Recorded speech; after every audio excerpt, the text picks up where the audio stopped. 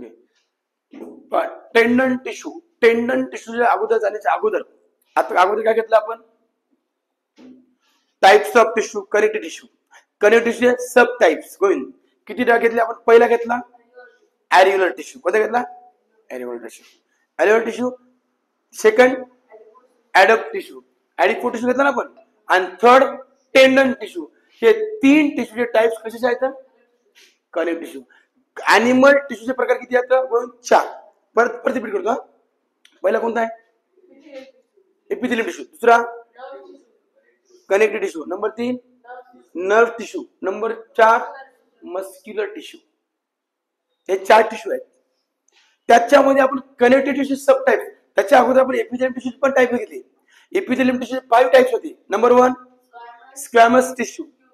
Number क्युबायडल, कॉलम्युलर, ग्लॅन्युलर.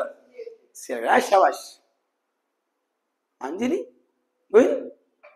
हा क्या बात आहे, वाटकायला चांगली गोष्ट. हे एपिथेलियमचे आहेत. Okay, epithelium. आता हे झाले कनेक्टिव्ह 3. आता याच्यानंतर या कनेक्टिव्ह मध्ये एक बघू आपण टेंडन्स राहिला ना. इट कंटेन्स थिक, याचा कंटेन थोडा जाड असतो. इन इलास्टिक म्हणजे असं, इन इलास्टिक म्हणजे असं वाकत नाही. Parallel bundles of right collagen fibres. Parallel bundle असतो तो कोलेजन फायबरचं.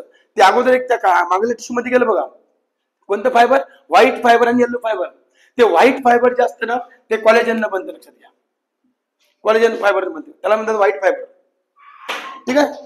तो त्याचबरोबर अजून पुढचा point, the cells are elongated fibroblast which lie in continuous row. Okay, function काय? द सेल्स इनलॉंगेटेड म्हणजे थोडी लांबीला असतात, लॉंग असतात. Fibroblast which in continuous row, तर रो मध्ये ते सर्क्युलर म्हणजे अरेंज असतात. फंक्शन काय? ऑफ टेंडन टिश्यू. फंक्शन ऑफ टेंडन tissue.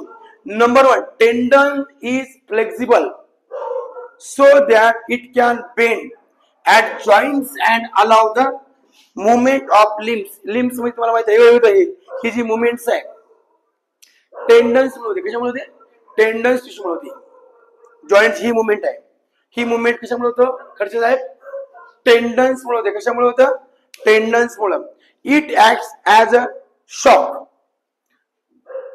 absorb and prevents proteинal damage to muscles.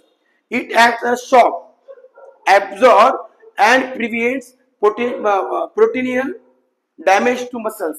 जर तुम्हाला कधी असे काही इंजरी झाल्या त्यावर ते प्रिव्हेंट करते, प्रोटेक्ट करते. आणि आपले जे मुवमेंट आहे ना, कधी कधी आपले ते दुखतात ना, जॉईंट दुखतात बा.